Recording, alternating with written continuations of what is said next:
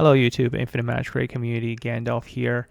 A little bit of a awkward situation happened yesterday. Some of you probably caught the video for the very short number of hours it was up for before I had to take it down. There was a miscommunication, and I think the devs just weren't ready for another one of those incidents given what happened last month. Yeah, it was really surprised when I saw it in our CC content creator channel where they talked about, we're gonna have another limited hero when we just got one last month. Like, I have not seen them being this generous, and that was indeed too good to be true. They quickly corrected the mistake they made, and they kind of played on technicality a bit, because technically they didn't say we could communicate, but in the past it was like if anything was shared in that channel with us, we could communicate it, but it was also really late for most people. Like, I'm on the Eastern Coast time zone, so I was able to catch it and I was able to share it, and it was up for a little bit since the morning. So I was surprised they yeah, it was originally posted, I think, maybe in the morning, because I was waking up and I saw the note. I was like, oh my god, this is really exciting.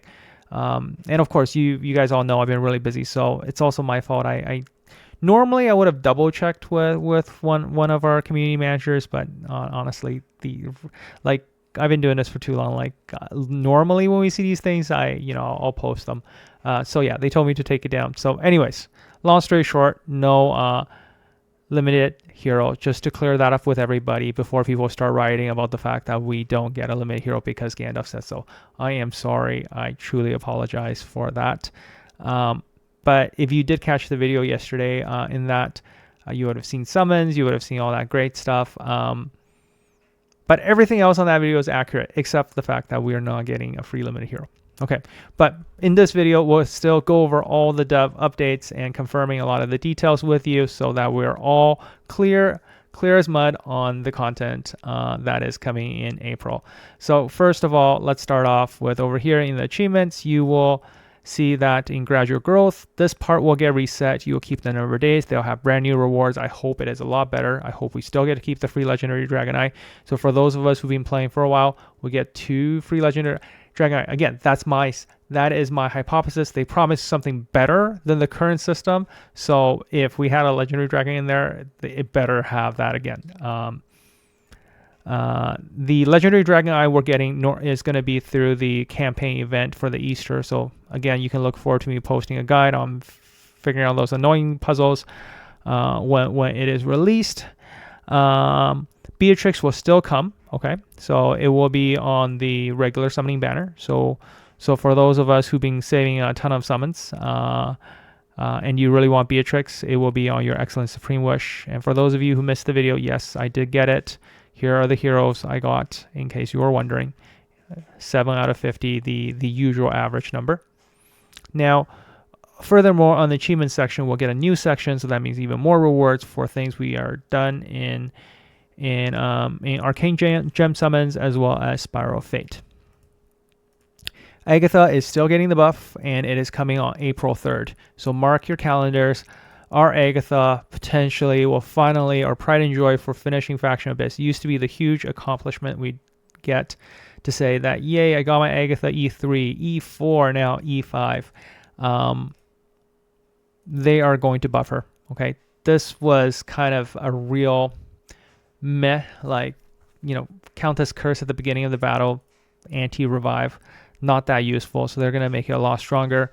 Furthermore, her Echo is also getting a buff too. So, because I think for those of us who do use Agatha or experienced Agatha, and I think when Agatha Echo was released, I was like, unless you get a ton of copy, where's my Agatha? So for this particular Echo, right? Unless you get a ton of copies of this, like the 5-star version of, where's the one that I'm looking for? The one that you get additional crit and attack when you have self-inflicted shields. Where is it? Okay, yeah, so Battle Specialist. This would actually be a better Echo for your Agatha, unless you go for like a really high star level of the current one. But they're making this one a lot better. So, that's going to be really nice and making it actually relevant. And everybody's getting a free copy of that. Don't forget. So that will be That'll be really nice. It will be enhanced. Players will create a free copy of the Echo after the event update. Okay, so that'll be very, very exciting. Guild Boss 7 is also coming this month. Whoops, clicked the wrong one. Guild Boss level 7. So I guess maybe there's a scroll. I don't know how they're going to do this. Feels kind of full already. Maybe move it around a little bit. But level 7 is finally here. That means more gem rewards. We get 240. And I hope we get better chance of this. So that means with 2 keys, you can probably do Guild Boss 7, do one for Guild Boss 6. I hope it's not some ridiculously difficult boss or something that requires you to manual it, because that would be very much fun. We really see Guild Boss, as a place to quickly pick up some extra gems on a daily basis. More to come. So this is new. Okay, so this is new from the update yesterday. They did talk about the next hero that's getting buffed. So Nereid is going to get buffed in April, and her exclusive 4, and she's also going to get an Echo of her own. Today, she doesn't really have an Echo that really works well for her. You can either put a lot of HP on her or use something like Traveler's Diary to really boost the rest of your team as kind of an option. But she's actually really good to boost the damage of the rest of the team. So looking forward to see what they do with her kit. Spiral Fate has a lot of positive feedback. I think I mentioned it multiple times in the video. I really like the content. And what they're going to do with Spiral Fate is, today with our wish system, I had to re-record the session a little bit, but when you go in there, you only have 1 or 2 chances for the reroll, and sometimes you don't get as lucky. So they're going to try to make it a little bit RNG less. So it's going to be maybe more skill based than less RNG based. So you have a better chance of getting the hero you want. So hopefully, that will get better. So we'll get extra wish chances in the pool to get a bit more flexibility. Pets are going to be added to the recommended lineup section based on synergy. So I'm not sure where they actually have recommended lineup. Let's see if you go into the campaign, and if you don't have something, do they give you a recommended lineup? I mean, recommended heroes here already show the pet, so maybe usage rate, I don't know. Maybe recommended lineup here is what they talk about in terms of giving you some information on pets. But anyways, there will also be features to set up in-game reminders. Okay, so you can probably add reminders so you don't miss out on certain things that are happening. There are ways to a comparison screen to say if a hero already has the item equipped, whether to apply changes or not. So you did say equipment artifact. You know how you have the quick equip button? It's kind of not that useful. I'm not sure who asked for these requests. I guess maybe it'd be a better, new player experience. You pick something, oh, I get it. I know why they added it. Okay, so you say you're a brand new player, right? You don't know what to equip. You click quick equipped. Sometimes a comparison will happen if the hero already has item equipped. So therefore, now you can decide whether or not you want to actually apply these quick equips. I don't know. I don't know how helpful that is. I personally think it's really hard to build a quick equip to put more optimal gear based on the subs. So it's better to follow my content and know how to build your heroes properly.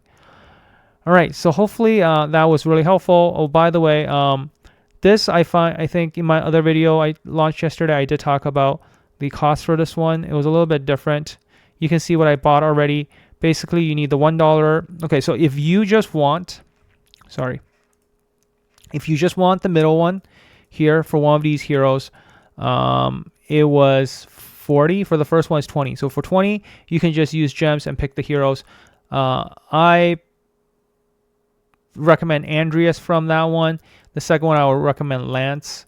Or Sigmund, I guess, if you want an HP burn hero. But why would you want an HP hero when most of you can probably get Hazanja when you're starting out? So Andreas probably would have been a decent pick. If you want the second one, it's going to cost you $50. To get to the last one, you're going to need additional $75. So for $126, you can get all 3. So for those of you who are trying to figure out, what you need to buy, you need to buy everything except the last two. If you want additional copies, it's $120 for one more additional copy of this particular chest.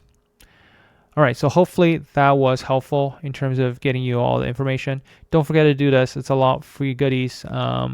Getting some additional welcome to the spring.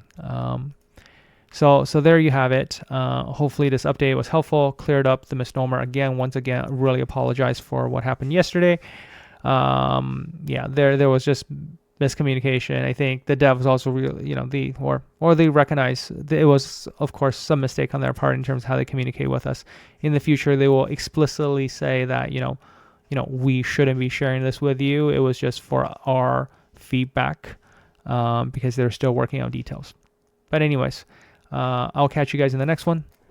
Gandalf out.